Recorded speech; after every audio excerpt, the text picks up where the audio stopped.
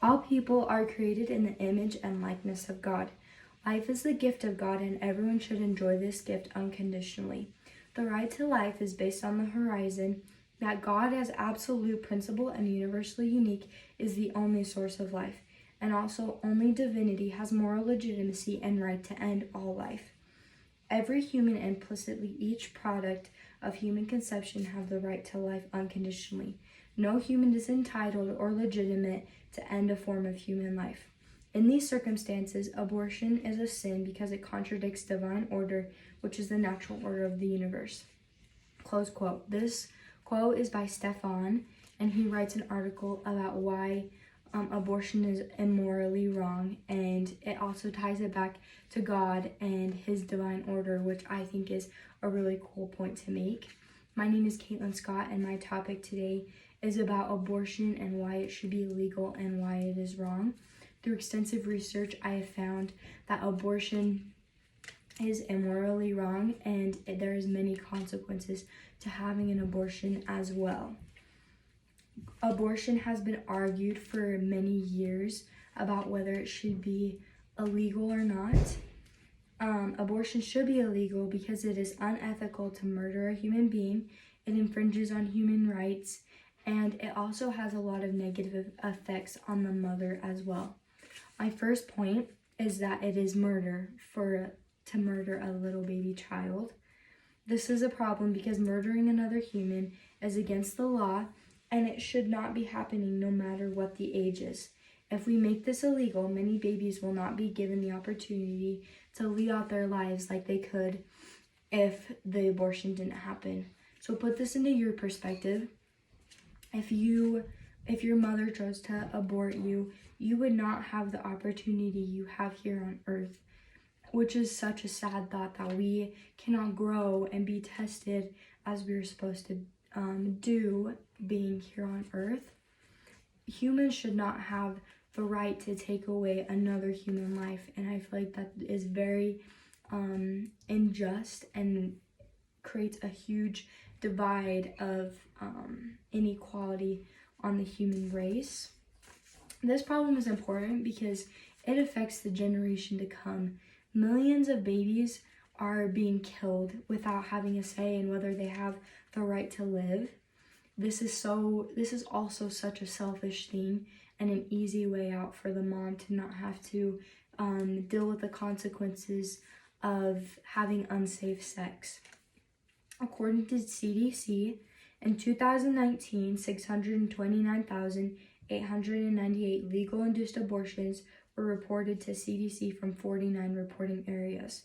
Among 48 reporting areas with data each year during 2010 to 2019, in 2019, a total of 625,346 abortions were reported, which is heartbreaking that this many babies unrightfully died without having a say in whether they were to live or die. This is a huge portion of the population, and it's sickening to think that this is how it is. My next point of why abortion should be illegal is it infringes on our human rights. So John Locke talks about how we have the right to life, land, and liberty, and right to life is especially emphasized when we're talking about abortion.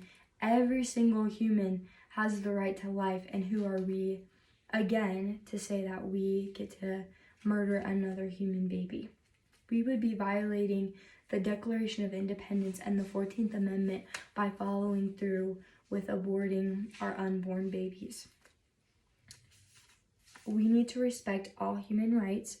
We need to especially respect life and liberty and land, not one or the other. Just as we're advocating for homosexuals, African Americans, and other people that may be being oppressed, why aren't we advocating for these babies that are literally dying all across the country without having a say? It's a silent generation. They can't advocate for themselves, so we need to stand up and advocate for these unborn babies. My last point is also it negatively affects the mother having an abortion. Many women report having very severe post-depression after having after having an abortion. This depression can often be a lot worse than the depression that some women experience after having a child.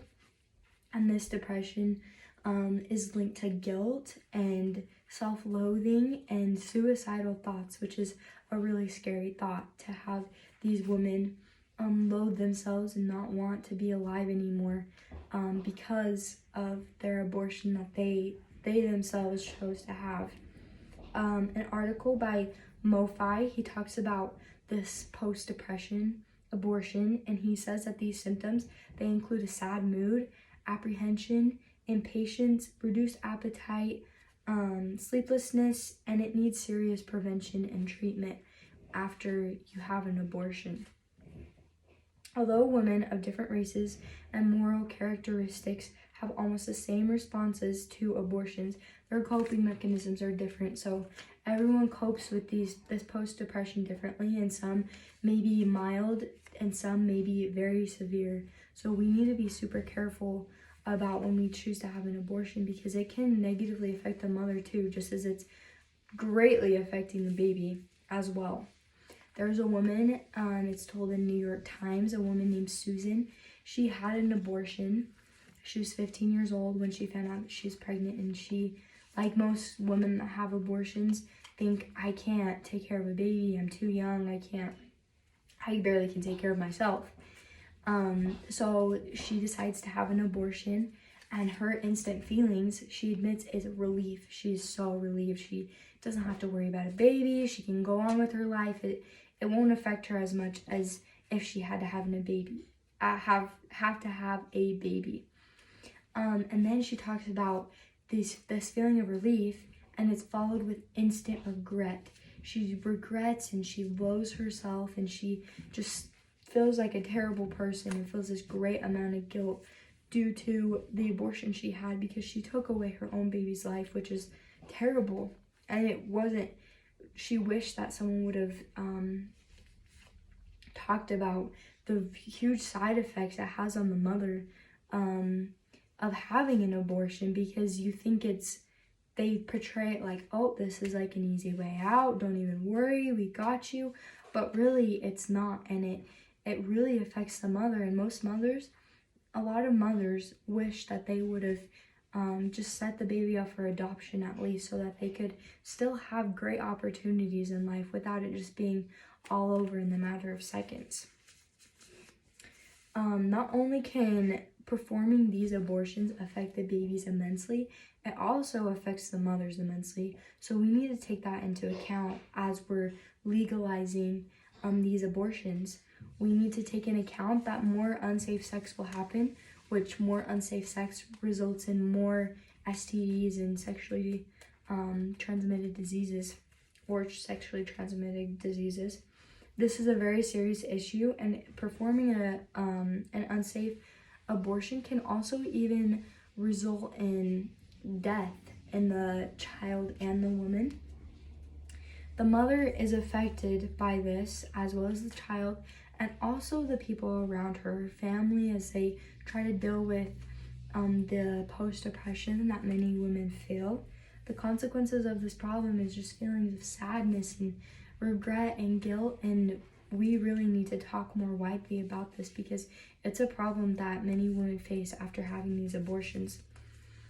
In conclusion, abortion should be illegal because it infringes on human rights. It is murder. It's murdering the child, and it negatively affects everyone involved in the abortion, including the mother, the baby, and the peers around. It is time that we look outside of ourselves and stop making selfish decisions based on an easy way out. We all had the chance to live out our lives, so why would we take somebody else's chance to live out their lives? Life is a gift from God. Who are we to say that we get to take away that from somebody else? He made us all so beautifully and uniquely, and to take that away and take away that whole opportunity is terrible, and it's the easy way out, and it's a selfish way out, and it needs to be stopped. I hope that you all could learn more about abortion and why it should be outlawed, and why we need to we need to think more about abortion and how it negatively affects everyone involved and negatively affects the next generation as well. Thank you for listening to my speech, and I hope I could inspire and help provide some insight on the topic of abortion.